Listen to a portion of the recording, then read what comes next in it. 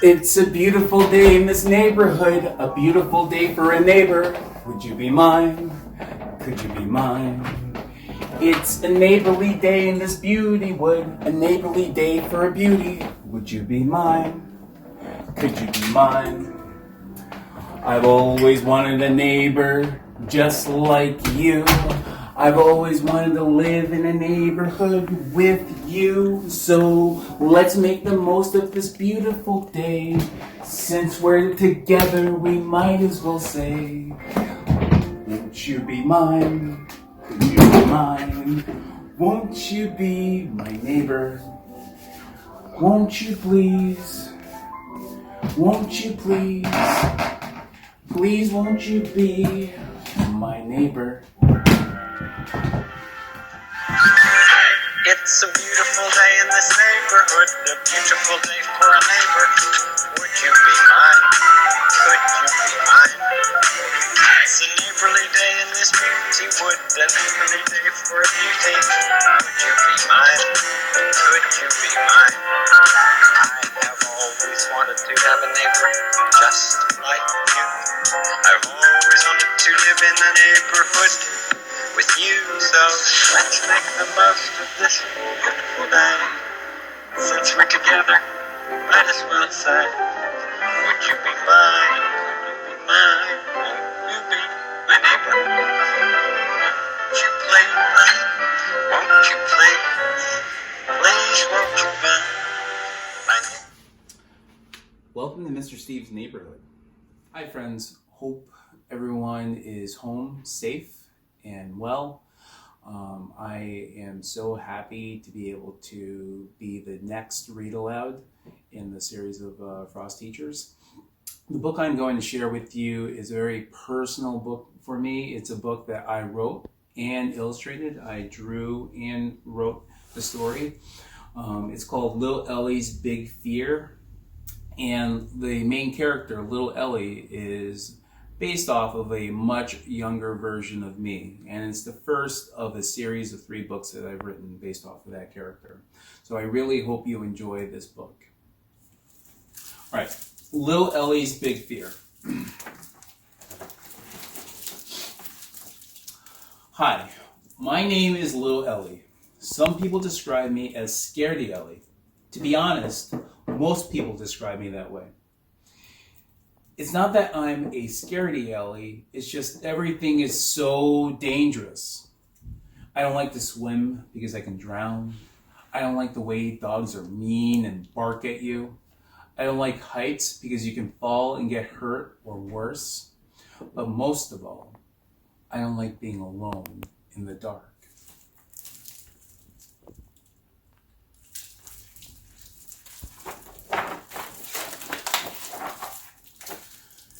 Today I have to go to school, and I don't really want to. I only have one friend at school. Everyone else is mean. The other boys make fun of me and try to get me to be scared of things.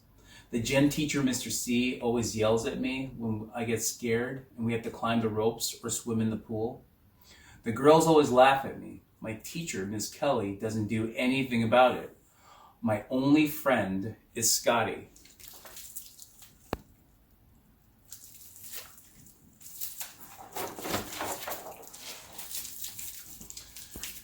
Scotty holds the rope for me at gym and stays with me in the shallow end of the pool. He is friends with all the other kids in class, so he will hold a seat open for me at lunch so I don't have to sit alone. During recess, he plays basketball with me while everyone else plays baseball. I don't like to play baseball because the ball might hit me.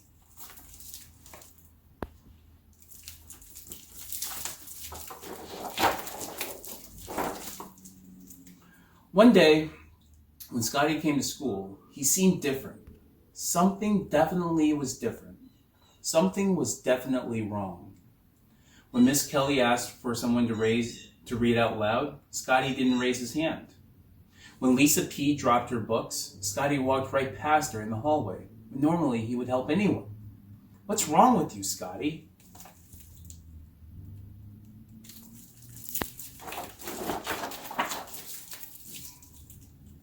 At lunch, Scotty sat by himself. He wasn't even eating. just staring out the window. I sat next to him. "What's the matter?" I said. "Nothing," he whispered back. I couldn't understand it.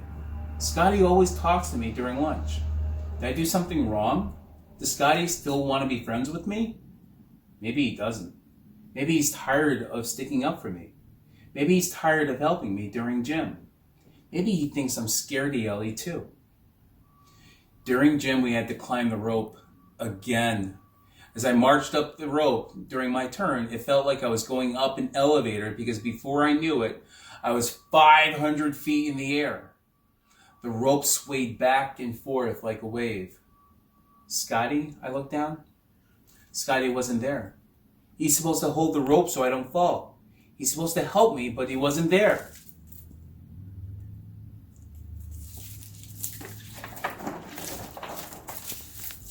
"What's wrong with you?" I said to Scotty after gym.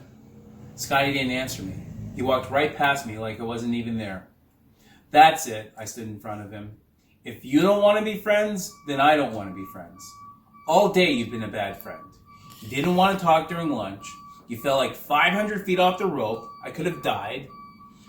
If you don't want to help me anymore, just say it." "Elie," Scotty finally looked up at me. "My dad's really sick." "What?" I whispered back. "Scotty." He didn't hear me. I don't think he would have heard me if I shouted.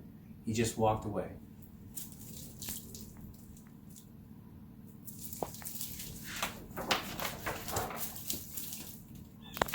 I couldn't blame Scotty if he never wanted to be friends again.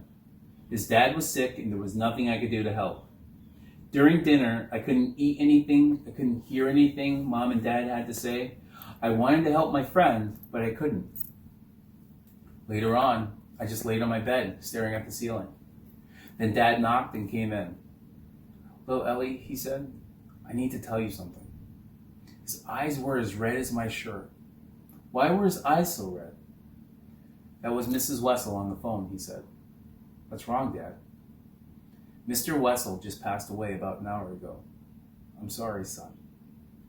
I stopped listening after that. The only thing I could feel were the tears rolling down my face.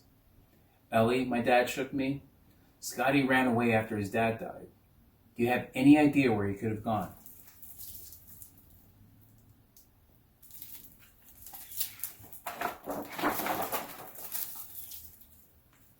Scotty was out there in the night by himself. I knew exactly where he'd go. The marina. That's Scotty's favorite place. But I'd hate going there. You have to go by the Velez's mean dog, Spike. Then you have to go through the river that's at least 20 feet deep and reaches up to your chest. Finally, you have to go through the deep, dark woods. It was so dark outside. I could feel my heart, my chest, every bone in my body. Everything inside me told me to wait inside. Now, friends, do you think he's going to wait inside? Raise your hand if you think he's going to stay inside. Raise your hand if you think he's going to go out and help his friend.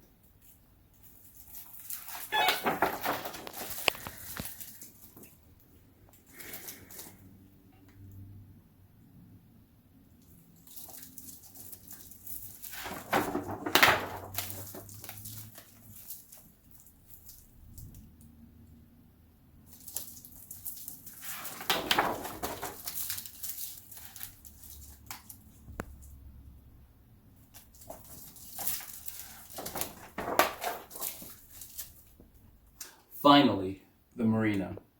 Scotty was sitting out on one of the docks, staring out into the bay. "Scotty? Little Elie?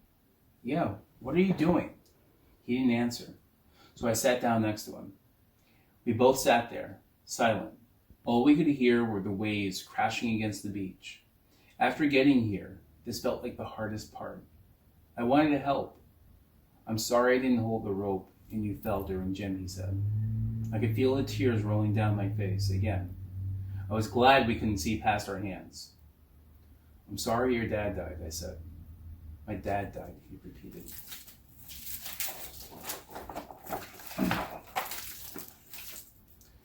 "I know," I answered back. "I really miss my dad, Elie. I know. I'm sorry." Do you think I'll ever see him again? I shrugged. I don't know. I was striking out, which made sense since I stunk at baseball. I really didn't know what to say. I could feel Scotty turn towards me. I thought he might hit me because I wasn't a good friend. Little Elie, how did you get here? You had to go past Spike, the river, and into the woods? Yes, I responded. I continued. I didn't really think about it. I thought about the memories of you always helping me with the rope at gym, in the pool, and at lunch. I thought about how you were my friend, and all of those things didn't scare me as much. Oh, he responded. I guess if you think about all the memories you have with your dad, he won't be completely gone. I could hear Scotty let out a big sigh. I think he might be crying. And I continued. I kept on singing that song we learned in school. Over the window and through the woods to grandfather's house we go, over and over in my head until I reached here. It's over the river, he laughed, not over the window. That doesn't even make any sense. Oh, I laughed along with him. As the night grew shorter, Scotty shared the memories of his dad, and he cried some more. But we also laughed some more, and we sang over the window and through the woods. Before we even noticed, it was dawn again, a new day, and we survived the night. Eventually, our parents found us and took us home. I can't say I don't get scared of things now and then, but Scotty's there to help me. Besides, there are worse things to be afraid of, like not being there for your friend. The end. All right, friends, thank you for joining me in Mr. Steve's neighborhood. Hopefully, you will be my neighbor again. See you next time.